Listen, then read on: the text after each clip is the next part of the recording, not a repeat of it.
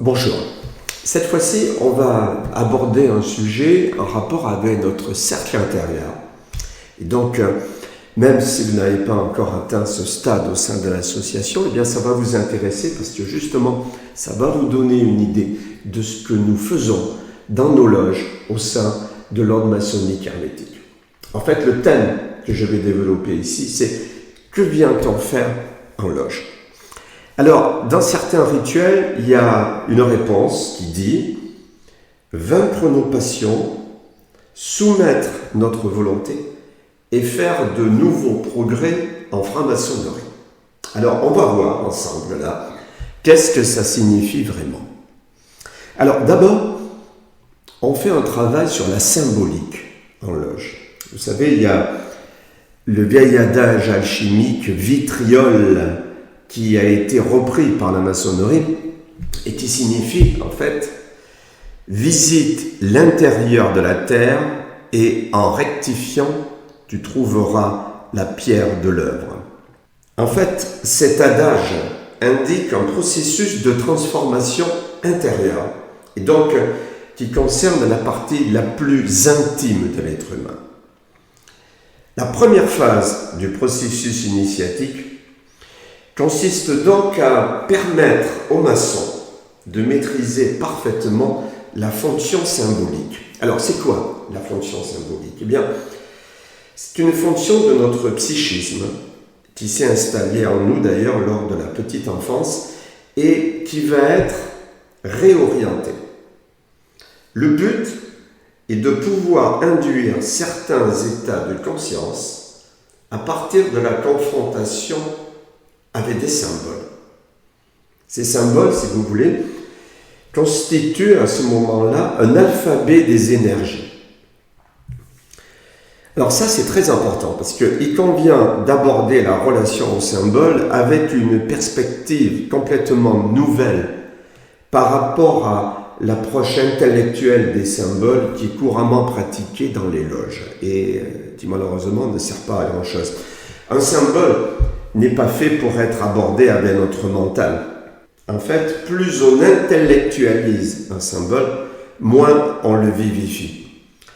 Et donc, en ce sens, les longues planches sur la symbolique, souvent d'ailleurs fort ennuyeuses, qui sont lues en loge, ne servent à rien si elles ne sont pas suivies d'une méditation personnelle sur le symbole. Et donc, j'insiste sur ce point parce que il s'agit là d'une dégénérescence extrêmement dangereuse de la franc-maçonnerie. Notre approche du symbole, nous, doit être complètement différente. Elle n'a rien à voir avec le mental, mais au contraire, elle s'efforce à le faire taire. Le symbole doit être un objet de méditation. Il s'agit en fait, une fois le mental apaisé, de se recueillir pour ressentir le symbole à l'intérieur de soi-même. Et là, le symbole va nous illuminer. Second point que je voudrais aborder maintenant avec vous, il s'agit des mythes fondateurs de la franc-maçonnerie, puisque en plus du travail de méditation sur les symboles, le franc-maçon reçoit des initiations lors desquels il participe à des drames rituels. Et lors de certaines initiations, le candidat joue le rôle d'acteur principal d'une sorte de petite pièce de théâtre dont la trame est un récit mythique. Alors, on peut regrouper ces mythes fondateurs de la franc-maçonnerie en plusieurs rubriques. Il y a d'abord le mythe de la destruction et de la reconstruction du temple de Jérusalem. Ensuite, le mythe de la légende d'Hiram, et ensuite, le mythe de la chevalerie spirituelle. Il s'agit bien ici de mythes, c'est-à-dire que le franc-maçon ne doit pas prendre ces histoires au premier degré. Alors, on va les voir tour à tour, et commençons par le mythe de la construction du temple. Ce thème de la construction du temple de Salomon est central dans la plupart des rites maçonniques, surtout d'ailleurs dans les 3 premiers grades. Pourtant, en fait, ce mythe ne doit pas être limité à la seule histoire du judéo-christianisme. Lorsqu'on parle de la construction du temple en maçonnerie, le temple dont il est question ne se situe pas dans l'espace-temps. La franc-maçonnerie n'est pas une religion ayant pour temple celui de Salomon et pour Dieu le grand architecte de l'univers. Ce mythe du temple de Salomon doit avoir une autre interprétation, une interprétation ésotérique et bien plus profonde. Et notre approche doit privilégier non pas l'aspect extérieur, le temple de Salomon, mais un aspect intérieur. En effet, le véritable temple que le franc-maçon doit construire est tout simplement son temple intérieur. Alors, vous allez peut-être me demander, mais que signifie alors construire son temple intérieur? Alors, réfléchissons un peu. Un temple, c'est un lieu où se trouve la présence du divin. Par exemple, dans la Bible, l'apôtre Paul pouvait dire « Savez-vous que vous êtes le temple de Dieu et que l'Esprit de Dieu réside en vous ?» On voit donc que le franc-maçon doit créer à l'intérieur de lui-même un endroit où il va pouvoir entrer en contact avec l'élément divin présent en lui. Et cela est illustré par l'homme inscrit dans l'étoile à 5 branches. Ce pentagramme exprime la correspondance entre ce qui est en haut, l'étoile à 5 branches, et ce qui est en bas, l'homme aux bras et jambes écartés et dont le centre est identique. Ce symbole, repris dans le célèbre dessin de Léonard de Vinci, signifie donc qu'au terme du processus initiatique, le maçon devient maître des 5 éléments, cette maîtrise étant illustrée par les 5 points de contact entre le corps humain, la tête, les 2 mains et les 2 pieds, avec les 5 points du pentagramme. Maintenant, abordons le deuxième mythe, celui de la légende d'Hiram. La légende d'Hiram est au centre de l'initiation au grade de maître. Alors, ce qu'il faut savoir, c'est qu'en maçonnerie, le grade de maître n'apparaît dans l'éloge que tardivement. Il faut savoir qu'il fut présenté pour la première fois à Londres en 1726 sous forme d'une pièce de théâtre jouée par des acteurs francs-maçons. Et au départ, il relatait 2 épisodes de la Bible, la construction du temple de Salomon et la mort de Noé. Mort, en fait, qui correspond symboliquement à la disparition de son savoir secret. Et en 1730, ces 2 histoires sont modifiées et fusionnées, et c'est ainsi que naît la légende d'Hiram. Cette légende d'Hiram est reliée aux mystères antiques, liés au thème de la mort. Le candidat prend symboliquement la place du maître Hiram, qui est assassiné par 3 mauvais compagnons. Il repose à l'ombre d'une branche d'acacia, puis est retrouvé et ressuscité à l'aide des 5 points parfaits de la maîtrise. Alors, le fait de vivre sa mort symboliquement constitue un événement marquant qui nous oblige, bien sûr, à réfléchir sur le sens de la mort.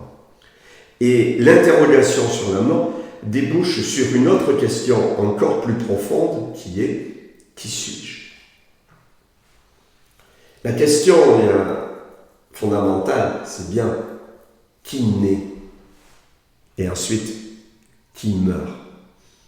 Bien plus que la mort par elle-même, qui en réalité n'est qu'un simple passage. Donc, le maître maçon, à travers la légende d'Hiram, est invité à méditer en réalité sur ce point. Qui naît? Qui meurt en réalité? Et maintenant, j'en viens au 3e mythe, le mythe de la chevalerie spirituelle. Alors, la chevalerie spirituelle en maçonnerie correspond au haut grade. Alors, déjà, posons-nous la question, À quoi servent les hauts grades en maçonnerie? Quelle est leur véritable utilité? Puisque on peut quand même s'interroger. Si la maîtrise correspond à la mort du vieil homme et à sa résurrection en nouvel Adam, un homme nouveau, on voit mal ce qu'il pourrait y avoir au-delà. Alors, le discours du chevalier de Ramsay est considéré comme étant le point d'origine des hauts grades en maçonnerie. Dans ce discours, le chevalier de Ramsay fait remonter la franc-maçonnerie à l'époque de la chevalerie et de l'ordre du Temple. Et effectivement, en dehors de toute référence à l'acte de construire, il faut savoir que se sont développées des organisations chevaleresques faisant référence cette fois-ci au métier des armes et non pas à la construction. Ces chevaleries se sont ensuite spiritualisées et donc ensuite le combat qu'il s'agissait de livrer était un combat de l'esprit, un combat pour la souveraineté de l'esprit. Alors même si sur un plan purement historique cette filiation entre la franc-maçonnerie et la chevalerie n'est pas évidente, elle a le mérite de faire de la franc-maçonnerie une noblesse spirituelle. Je dis bien une noblesse spirituelle. Après avoir construit son temple intérieur, le franc-maçon ne peut rester indifférent aux problèmes du monde. Et il doit s'efforcer par ses actions de construire aussi le temple extérieur, c'est-à-dire une société meilleure. Et il va donc œuvrer autour de lui pour le bien. Pourquoi? Parce que noblesse oblige. Noblesse oblige. Après avoir envisagé ces mythes fondateurs, je voudrais vous parler maintenant de la tradition. La franc-maçonnerie se dit héritière d'une tradition initiatique. La tradition est souvent présentée comme une sorte de sagesse qui s'inscrit dans l'histoire et dont les principaux enseignements sont gardés par les sociétés initiatiques authentiques. Le mot tradition, en fait, est apparu en Occident au XIXe siècle avec des auteurs comme Fabre d'Olivet et Saint-Yves d'Albert. Mais déjà, lors de la Renaissance, même si on ne parlait pas encore de tradition, on parlait d'une succession d'envoyés divins à travers lesquels la vraie sagesse, au sens traditionnel du terme, s'était exprimée. Et cette chaîne d'initiés était Enoch, Abraham, Noé, Melchisédek, Zoroastre, Moïse, Hermès, David, Orphée, Pythagore et Platon. Alors évidemment, l'existence réelle de certains de ces personnages n'est pas avérée. Il y a pas mal de personnages là que j'ai cités qui sont en fait légendaires. Mais ce qui est intéressant, c'est la vérité spirituelle qui est indiquée à travers cette succession.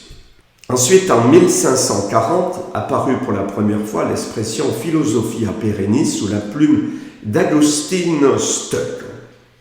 Et au XXe siècle, René Guénon et Julius Evola popularisent le mot tradition. Guénon même en lui rajoutant le qualificatif de primordial. Tradition primordiale. Certains auteurs font référence à une origine géographique et plus précisément polaire de cette tradition primordiale. Mais ça ne doit pas être pris au sens littéral, mais au sens symbolique. Voilà, il ne faut pas se livrer à une interprétation littérale et géographique de cette origine polaire de la tradition. Nous préférons y voir une métaphore cachant un sens plus ésotérique de ce lieu mythique qu'est le pôle. La dimension polaire de la tradition, en fait, renvoie au pôle céleste d'où elle vient. Cela signifie en réalité que sa source est spirituelle et non humaine. Alors toutefois, les méthodes de transmission de la tradition ne peuvent être les mêmes aujourd'hui comme il y a 2000 ans. C'est pour ça que les rituels parfois doivent être adaptés afin d'être rendu plus efficace, puisque les rituels anciens ne correspondent plus aux données de notre époque. Pour prendre une comparaison, comme une langue vivante évolue dans le temps, les rituels ne doivent pas être figés, ils peuvent évoluer en fonction des époques. Un rituel figé deviendrait comme une langue morte, que plus personne ne parle. Ces rituels que nous pratiquons ont pour but de nous faire atteindre l'éveil.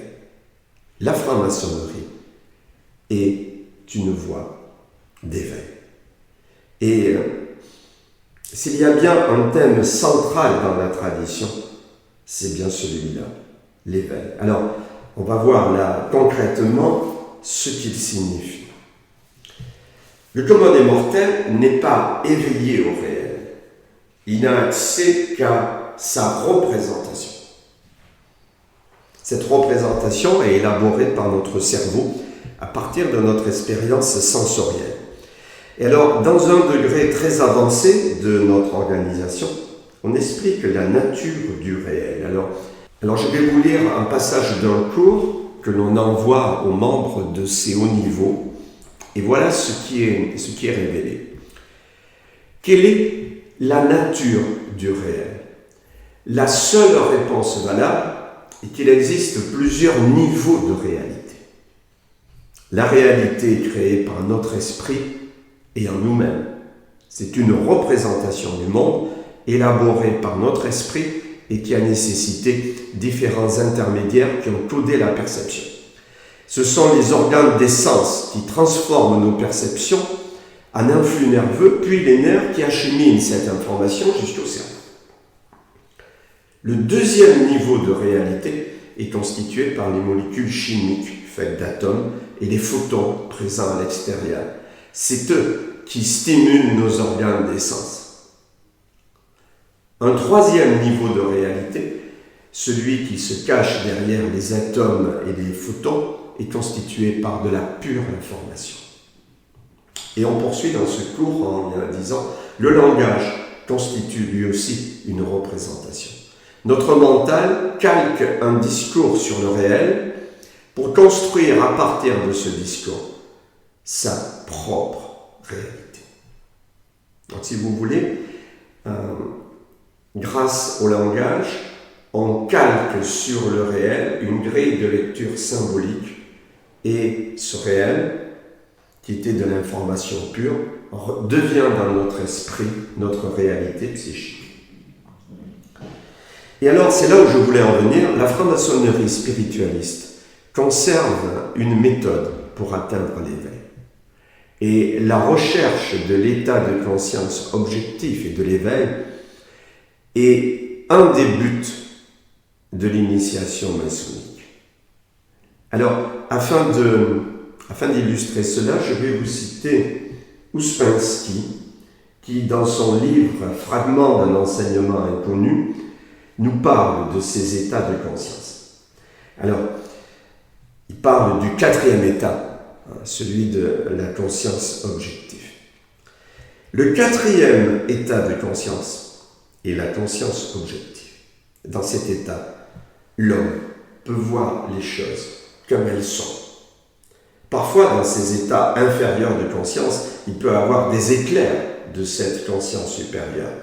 Les religions de tous les peuples contiennent des témoignages sur la possibilité d'un tel état de conscience qu'elles qualifient d'illumination ou de divers autres noms, et le disent indescriptible.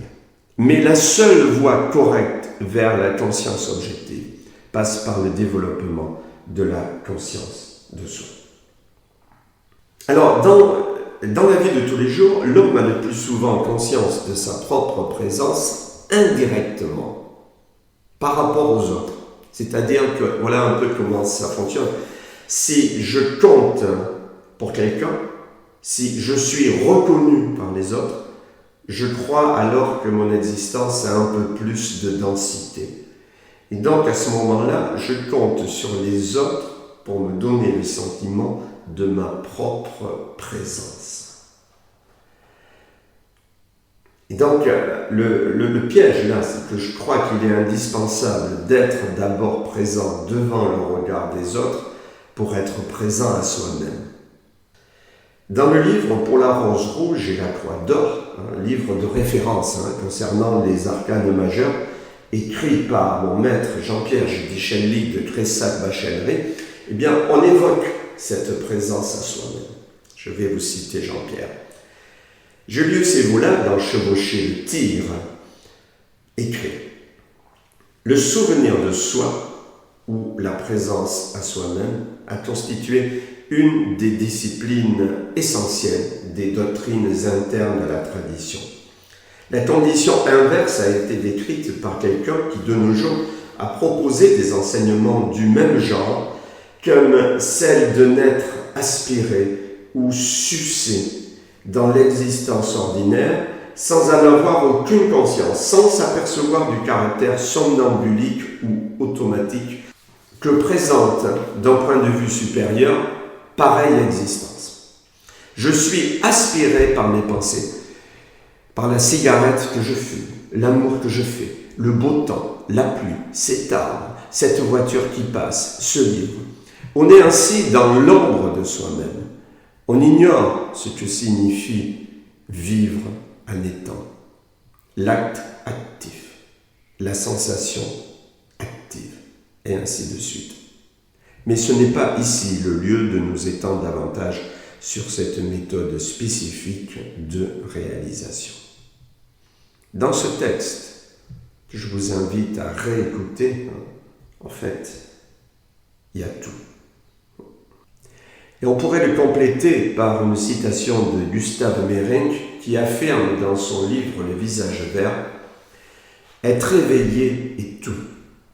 Il n'est rien dont l'homme ne soit aussi fermement convaincu que d'être éveillé, alors qu'en réalité, il est captif d'un filet de sommeil et de rêve qu'il a confectionné lui-même.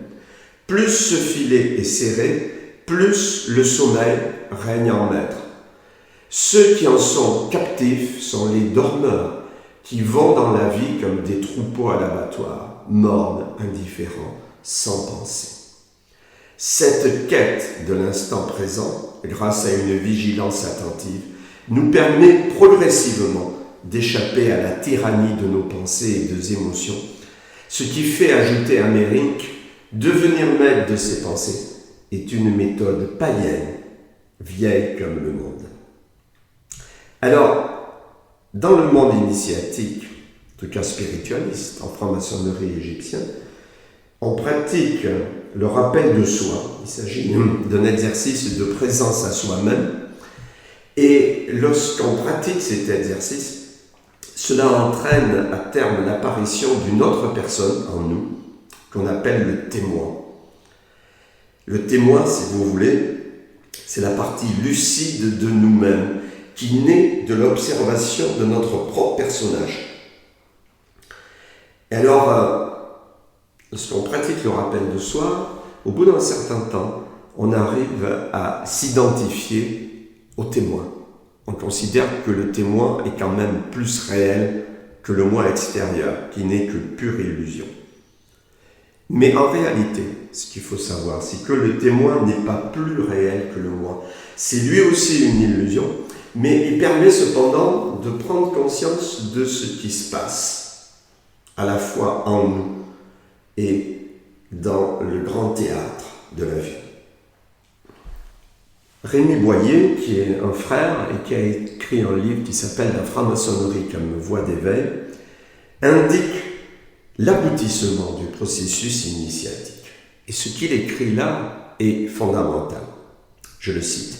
« Le travail initiatique déclenche le processus, mais ne le maîtrise pas. Aucun exercice ne permet de basculer dans le réel. Les exercices conduisant presque mécaniquement au silence et au vide. Au contraire, l'expérience de l'être et de la plénitude du vide n'est pas une question de technique. Les pratiques vont conduire à une permanence du témoin, à une sortie des identifications et à un état que l'on nomme souvent état objectif, mais qui ne correspond pas toutefois à l'expérience consciente du réel indiquée par le mot éveil, en tout cas pas encore. En l'état objectif, le jeu de la personne est reconnu pour ce qui est, une mascarade qui voile le réel par surimposition successive. L'état objectif est une forme de conscience accrue de ce qui est là, forme et surtout énergie des formes. Cela en quoi nous avons la vie, le mouvement et les temps. Voilà, fin de citation. Et ensuite, le témoin lui-même disparaît. Et à ce moment-là, le jeu n'est plus identifié à la personne. Il y a simplement « je suis », l'être, et sans aucune identification particulière. Certains enseignements orientaux appellent ça, en fait, l'illumination. Et nous, en maçonnerie, on appelle ça l'éveil.